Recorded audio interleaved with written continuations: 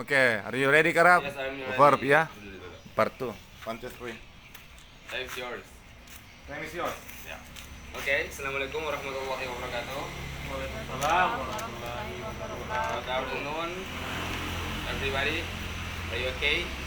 Yes, you are okay. Oke, sekarang saya akan menjelaskan bagian dari part of speech atau kelas kata.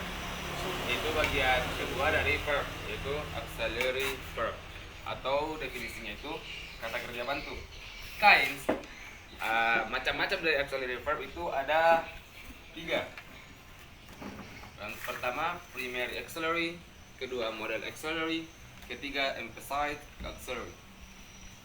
Oke, kita akan membahas yang pertama dulu, primary auxiliary atau kata kerja kata bantu yang utama. Definisinya itu terbagi, definisinya atau pengertiannya itu dia tidak mempunyai makna dan membentuk karakter tenses.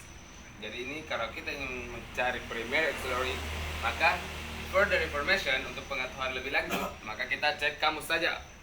Anggotanya yaitu be. Apa itu be? Kata kerja sama dengan am, is, are, was, were, atau been atau being.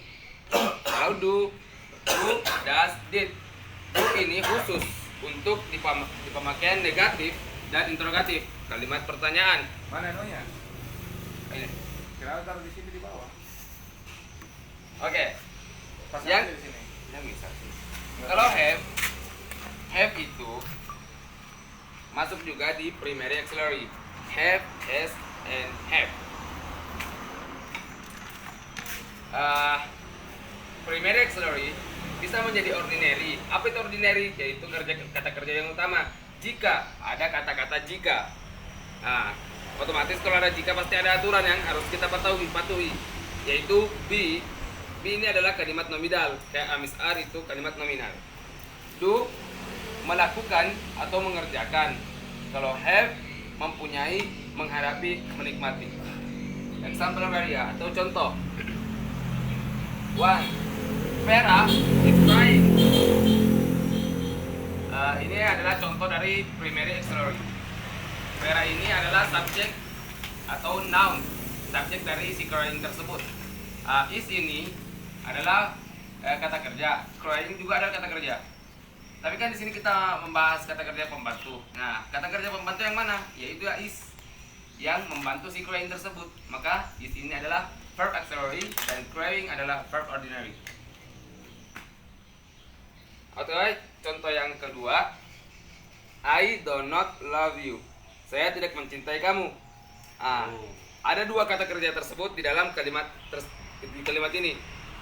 Kalau ada 2 kata kerja, maka pasti sudah tentu ada kata kerja pembantu atau verb auxiliary. Yang mana yang sini yang verb auxiliary? Yaitu yang sebelum kata kerja yang terakhir. Ini do. Ini do adalah kata kerja pembantu. Dan kata kerja yang utama adalah love, kata kerja yang utama. Itu tadi yang verbal tense. Yang kedua, contoh yang untuk nominal. Ini nominal kan ya? Iya, nominal. Untuk nominal, Karab is so clever. Karab ini adalah subjek atau noun, boleh aja yang mana saja.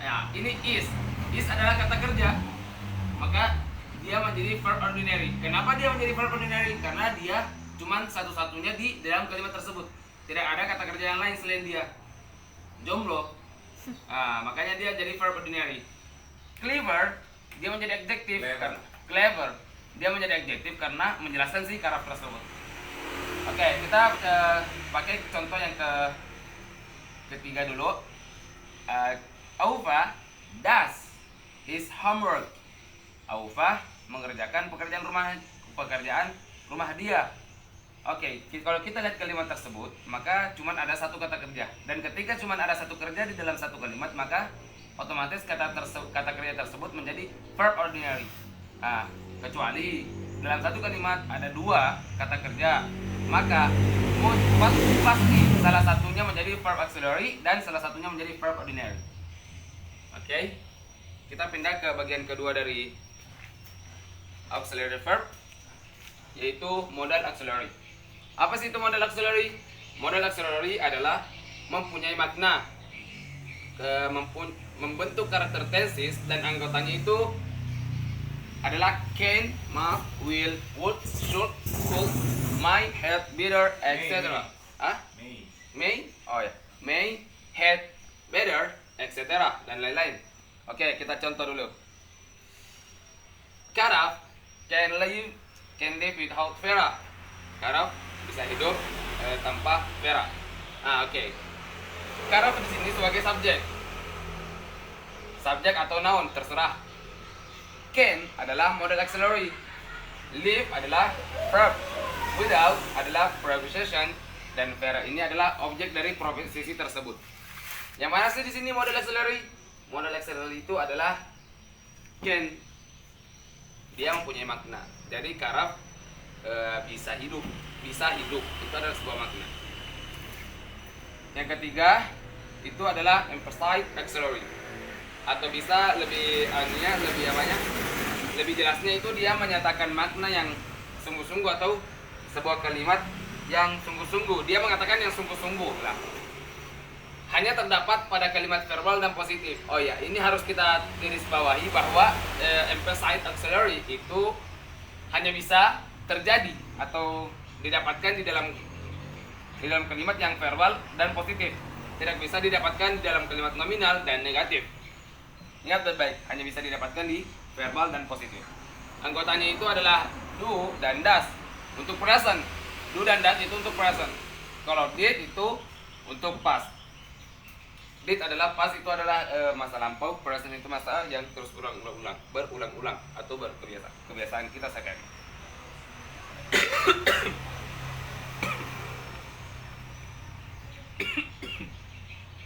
Untuk contoh, I do love you. Saya mencintai kamu. Itu artinya. Tapi kalau ada do, berarti dia menekankan di dalam kalimat ini, I do love you, dia menekankan bahwa dia sangat bersungguh-sungguh. Kenapa? Karena di sini adalah ada terjadi emphasized auxiliary, dan ini adalah kata-kata yang positif. Ini adalah kata-kata positif. Saya sangat sungguh-sungguh mencintai kamu. Si I itu adalah subjek atau pronoun. Do ini adalah verb auxiliary. Love adalah emphasized. Love adalah verb ordinary. You adalah objek atau pronoun. Nah, ini adalah do-nya, ini adalah emphasized auxiliary. Dia menekankan. Untuk contoh yang kedua, yang untuk did atau penggunaan masa lampau, Vera did love Karaf. Vera tidak mencintai Karaf. Oh, Vera sungguh tidak mencintai Karaf. Did kan? Oh iya, sudahlah. Vera sungguh mencintai Karaf. Oke. Yesterday kan udah kuat tadi. Oh, iya. Vera ini adalah subjek. Did adalah verb auxiliary. Love adalah verb ordinary. Karaf adalah subjek atau objek. Did-nya ini adalah emphasized auxiliary karena dia menekankan bahwa dia sangat mencintai sungguh-sungguh, tapi sudah berlalu di masa lalu. Note, catatan, jika do note, catatan, jika do, does, did atau modal auxiliary itu semua kembali ke verb 1 atau kata kerja yang murni. Tidak boleh pakai verb 2 atau verb 3 atau verb ing, apapun itu. Dia kembali ke verb 1. Apa sih itu verb 1?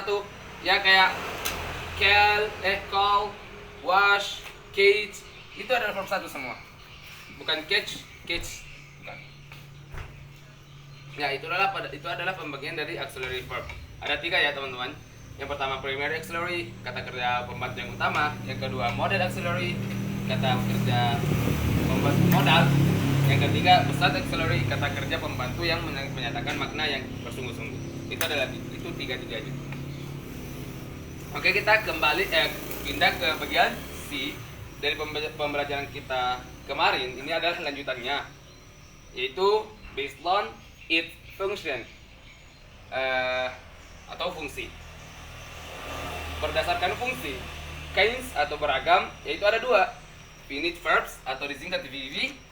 Yang kedua, infinite verb atau disingkat menjadi EV. Apa sih itu finite verb? Verb yang difungsikan sebagai verb. Jadi sederhananya itu finite verb itu verb yang tetap diposisikan sebagai verb di dalam satu kalimat.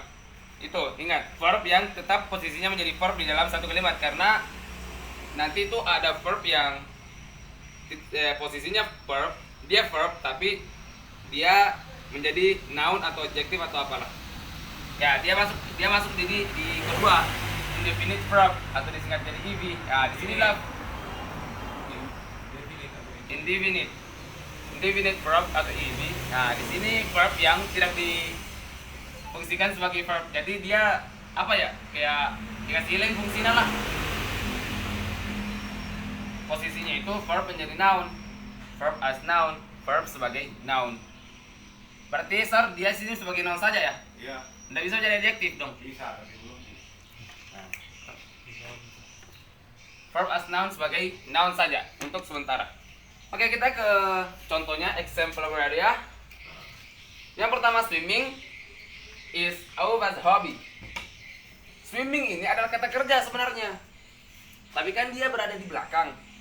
Tidak mungkin dong berenang adalah bentar. Sedang berenang aufa hobi. Wah, kan tidak masuk akal gitu, tidak nyambung ki kalimatnya. Makanya swimming ini menjelaskan aufa menjelaskan hobi si aufa. Makanya swimming ini menjadi noun karena menjelaskan hobinya si aufa. Kita pindah ke kedua, to study grammar. To study grammar is fun. Oke, to study ini adalah infinite. Kenapa? Karena ini pertamanya ini kan to study itu adalah kata kerja. Tapi berfungsi, dia sekarang beda fungsi untuk menjelaskan dia harus belajar apa. Dia kan belajar grammar dong. Dia juga termasuk infinite sama verb transitive yang membutuhkan objek. Makanya dia jadi verb yang indefinite. Kita akan lagi ke yang keempat. We are studying English. Kami sedang belajar bahasa Inggris. Oke. We-nya ini adalah subject pronoun. R-nya ini adalah linking verb atau verb auxiliary, kata kerja pembantu. Ini studying ini adalah kata kerja. Kata kerja yang utama, verb ordinary, dan dia juga menjadi verb infinitive verb. English adalah objek dari studying tersebut. Kenapa sih itu dia di study kan ini kata kerja? Ya juga berarti infinitive verb. Keenam, I studied English. Saya belajar bahasa Inggris. Saya telah belajar bahasa Inggris di masa lalu ini. Ya, saya telah belajar bahasa Inggris. I subject pronoun. Studied itu adalah verb transitive yang membutuhkan objek dan sekaligus menjadi verb ordinary. Kenapa verb ordinary? Karena dia hanya satu-satunya kata kerja di dalam kalimat ini. Makanya dia menjadi verb ordinary. Dan infinitive verb. Kenapa infinitive verb? Karena dia menjadi verb yang difungsikan sebagai verb kembali. Yang kedelapan, the food eating by us is cheap.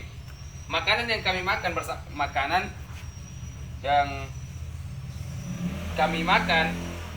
kami. Iya. Makanan yang dimakan dengan kami adalah is cheap, adalah sedap. Murah-murah. Adalah murah, sorry. Ini. Sama jadi adjektif ini. Karena dia kan menjelaskan seafood. Ya. Makannya kan makan apa fish noun. Sedangkan itu selalu diikuti oleh adjektif. Ya. Katakan infinite. Infinite. Katanya kan dari sonjadian. Untuk sebagai noun gitu. Mana? Iya. Jangan ya, mohon tidak. Ya, jadi itu bahas ini adalah sebenarnya kata kerja guys. Tapi di sini dia berubah menjadi infinite verb. Kenapa? Karena dia sudah hilang martabat guys sebagai verb. Jadi dia berubah jadi adjektif. Kenapa? Karena dia menjelaskan sifat ini. Kita makan apa? Ya makanan. Is-nya ini sebagai verb ordinary. Karena dia sendiri sebagai verb. Jadi kesimpulannya ada pola yang harus kita pahami di sini. subjek itu adalah verb indefinite verb. Verb adalah verb infinitive verb. Jadi tetap sebagai verb. Bukan indefinite, infinite situ. Infinite Iya, hilang D-nya. Kenapa Nah. infinite, Mister? Nah, ada salah tulis tadi di sini, ada sini indefinite, infinite. Oh, astaga. Itu yang salah. Memang ya infinite. Segitu semua ke belakang indefinite, Mister. Infinite verb. Jadi yang ke objek itu tentu sudah menjadi indefinite verb karena dia berubah. Jadi dia berubah dari kata, dia berubah dari verb. Dia tidak difungsikan sebagai verb. Jadi dia infinite verb. Adjektif itu sudah tentu infinite verb karena bukan verb. Oke, kita pergi ke syarat-syarat dari syarat finite infinite. Jadi finite dan infinite itu punya syarat-syarat. Apa sih 4 syaratnya? Yang pertama, to infinitive itu selamanya infinitive atau ed.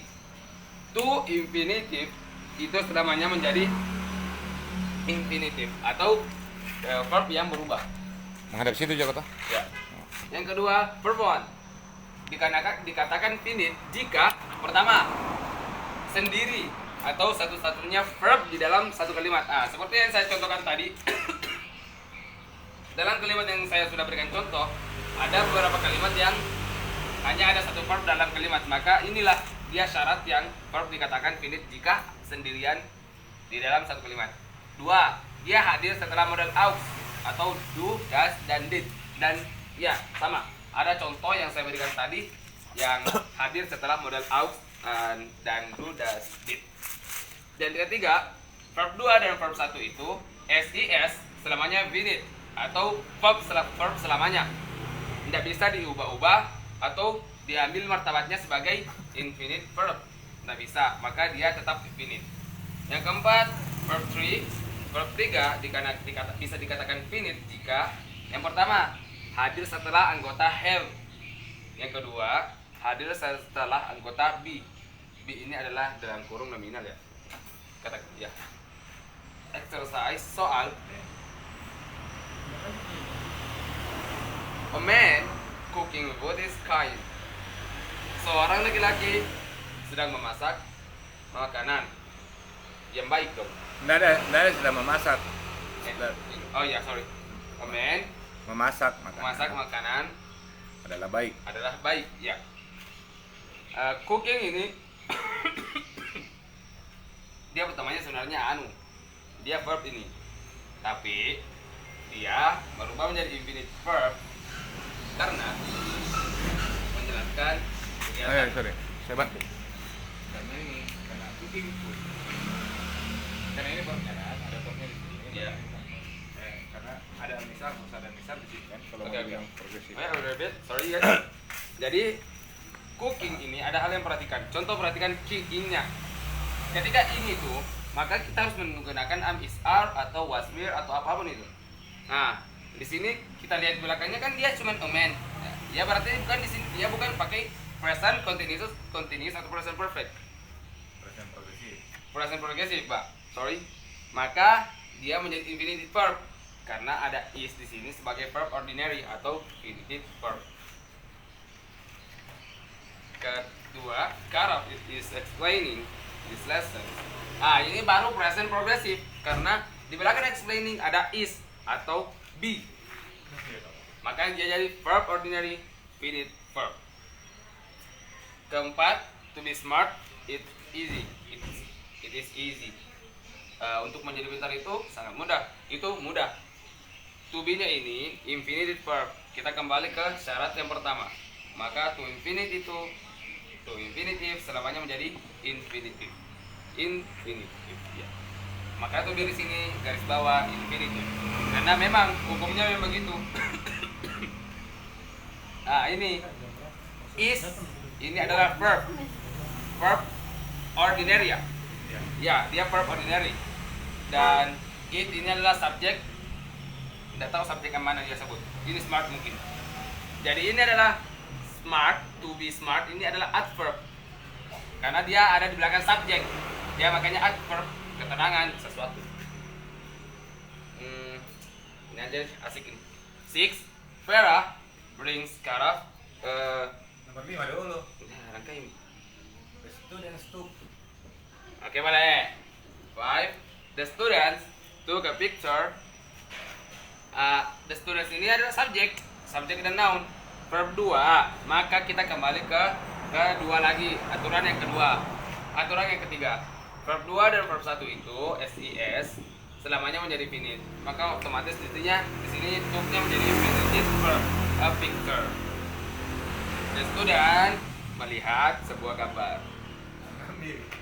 Took take ya. Take. Take. Sorry, mengambil. 6. Vera brings Karafadol. Vera membawa membawakan.